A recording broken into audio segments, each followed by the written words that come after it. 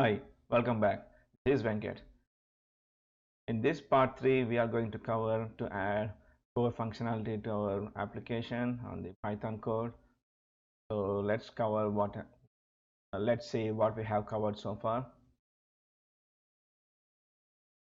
We have covered introduction and creating a base Flask application, creating a HTTP template.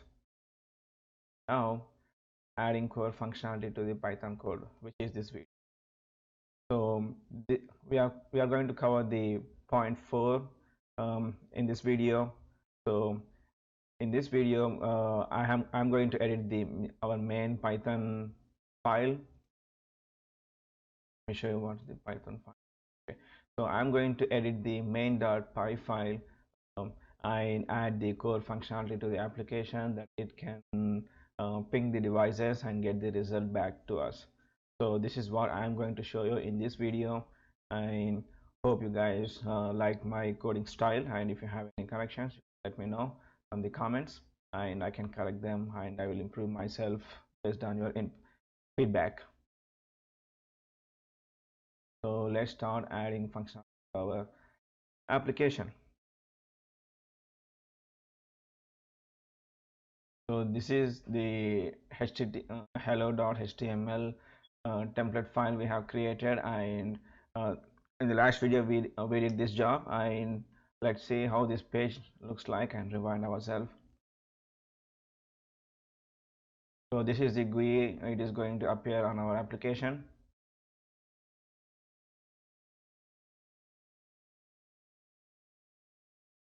We are going to add the Python code main.py file has a py file, and I'm going to add logic to the code so it can ping the device and get the result. So it can ping the device and get the result, but I'm going to do a quick code right over here.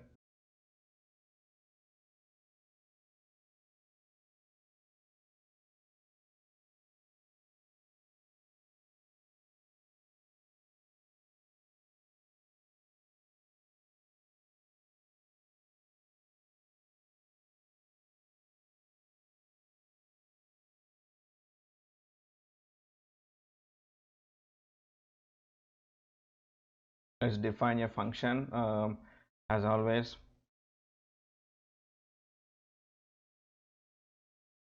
So I name the function as pinging. Say a equals that we got to get the data from the input where we insert the data. So to get the input, we need a request. We have to request the data from that widget from that text area. So we are going to request it. So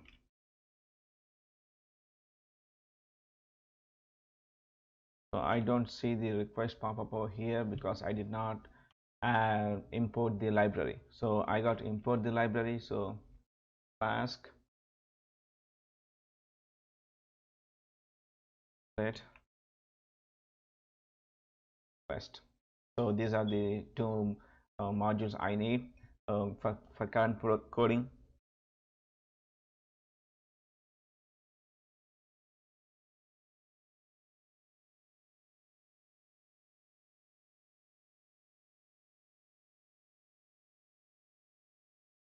I'm giving A has a input. I'm giving A has a input one. For the input for the where the input data we keep, I'm considering it has an A, and adding it to the request box.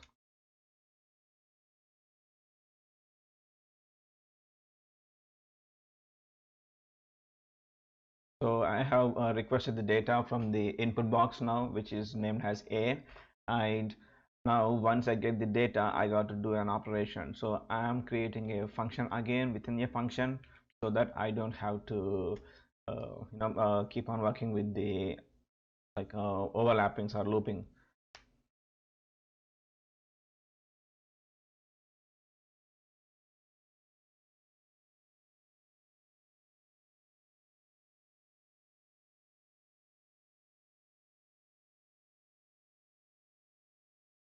So this is the flowchart of the application we are designing. This is the button which we use to request the process. So when we click the button, it requests for the input data from the input text area, which text box on the left side of the screen. And once it requests for the input values, the input, if the input box does have the input any values in it, then it directly saves a buffer file which is in the format of a text. So we create a buffer file, buffer.txt, and whatever we enter the data in the box, it is stored in the buffer.txt file. And once it is stored, then the next thing is it runs the code. It is irrespective of the input data. So the code looks for the buffer text file. So it goes to the buffer text file, opens it, and reads the data in it. If there is any data, it reads the data line by line. So 100 lines, it goes to the first line, it read it, come back, and then execute the IP address in the first line, and it stores the result, the list, in form of list, and then again go back to the second line from the buffer file, and then again use the IP address, whether it is ping or resolution, stores the data in the list. So each line it starts reading and executing the operation, it appends the data in the list. So the list contains all the uh, list of results. So it is 1 2 3 4 5 6. So um, no any there is no chance that any result is been overlapped with the previous result, previous line. So every line has been appended, so one after the other. So everything is being stored in the form of list in the list on the Flask. So once the input values in the buffer file been finished, closes the file, and then it also closes the list, and the data is stored in the list as it is. And after everything is done, then the list will print the data onto the output box that is on the right side, and it gives in a single shot. So after everything has been done, it is stored in the list, and the list directly prints the data onto the output box. So it don't give you each line one by one. For example, if it reads the first line, it does the operation and stores in the list, and it do not print the first line or first line result on the box and then go back to second and read it, execute it, and print the second line on the box. I didn't do that because it takes time for the program to come back to loop every time. So I want to save the time of the execution. I skip that, but if you want to see every line printed on the web browser on the template, you can do that, but I don't recommend it. So this is the architecture of the app. So let's start coding. So with open, so as I said, so I have created a function and requesting for the data from the input box A, and after I request the data, I'm creating a buffer file. I like to store the data in the form of list with open buffer.txt, right format.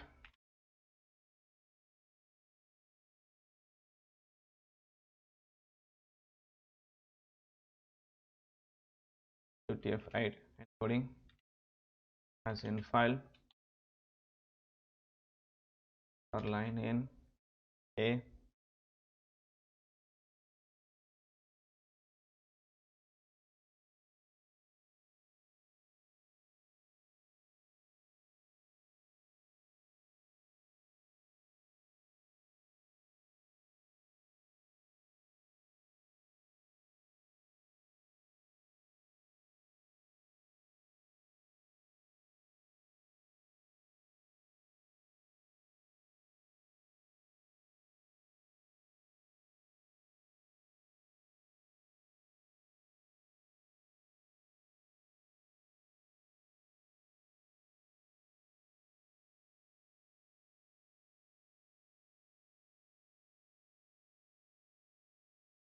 So I have import. I'm using a regular expression library over here to filter the IP address from the given input data. So I am importing not from this is import.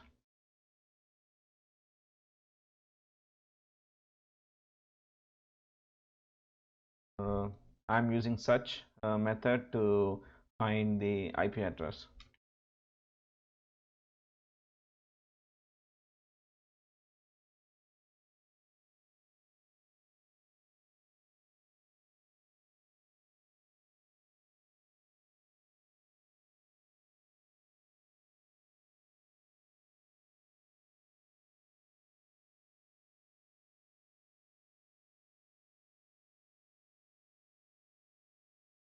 Batch 1 else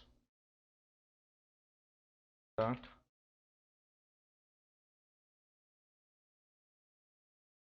0. So I'm filtering the data from the regular expression through groups. Can extract the data what we need exactly using the groups in the regular expression.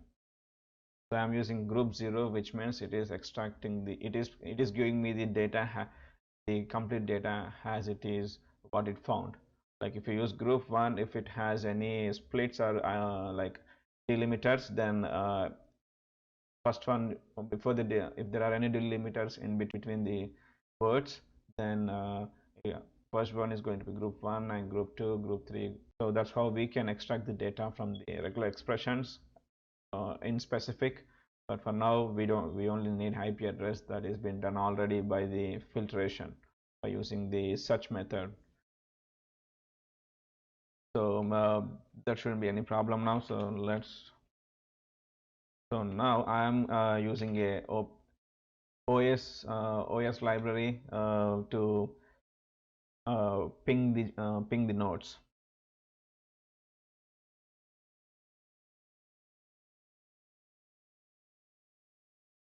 So when it comes to pinging the nodes in the OS library, it is not user friendly with all the three operating systems. So we have to make sure that on which operating system we are going to run this one. So if it is ping with indefinite, like if you want to ping only for one time, if you want to only ping and get the only one response, then you got to use for the Linux is -c, ping space -c space 1 2 3, how many responses you want. -c is nothing but the count, the number of counts. If it is in the Windows, I guess it is -n or -t. So I'm not sure, but let's check with the code when I'm running it.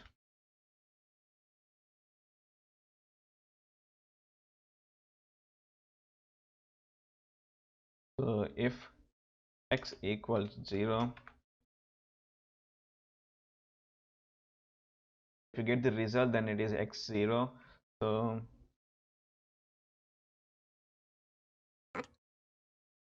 append. So I am appending the data in the list. So I'm whatever the result I get, I am storing it in the list. And after I get everything, after the code reads entire data from the buffer file and the results are stored in the stored list, then it prints out.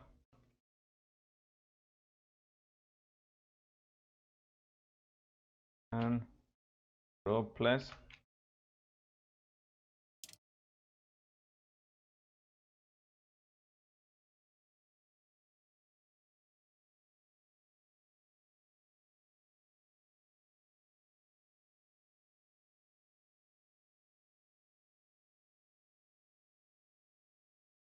so I'm returning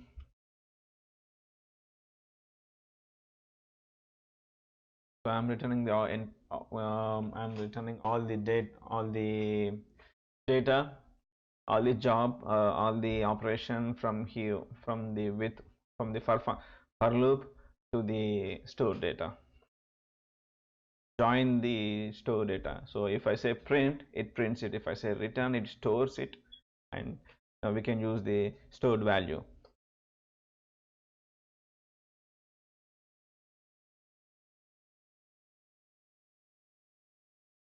So now I'm saying print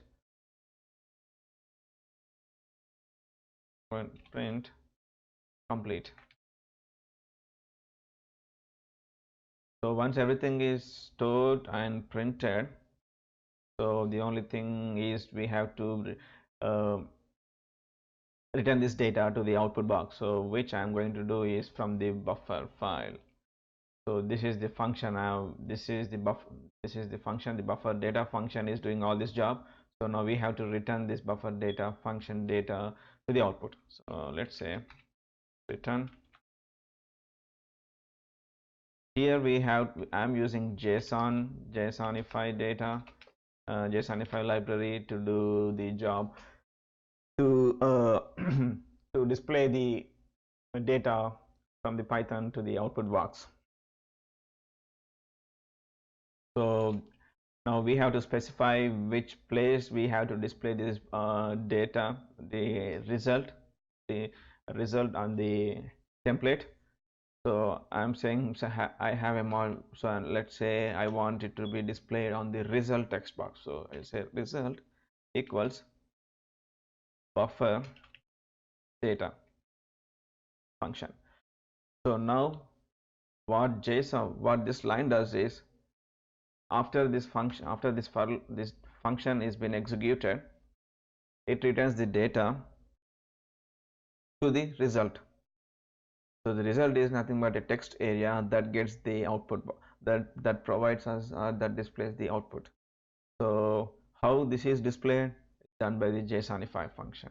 And I got to import, import the JSONify also. JSONify, yes.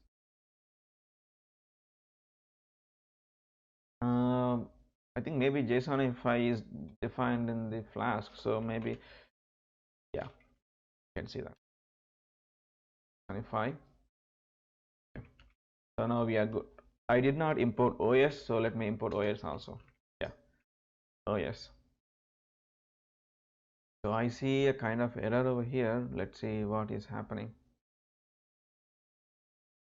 Okay, I did not use this text data anywhere, but let's make sure oh yeah. Okay, so this is not writable, this is right. Yep, now this is correct. So now everything looks good. So let's save it. Nothing happens, but I'm sure it is going to give me an error.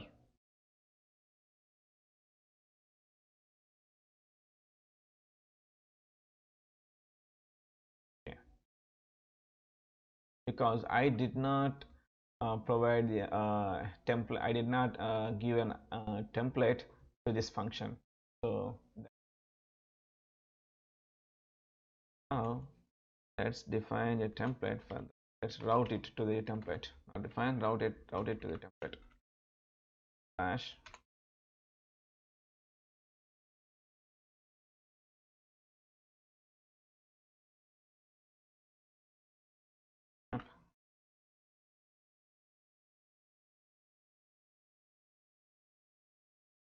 right. What it is? Hello HTML. Now I can drop this. Save.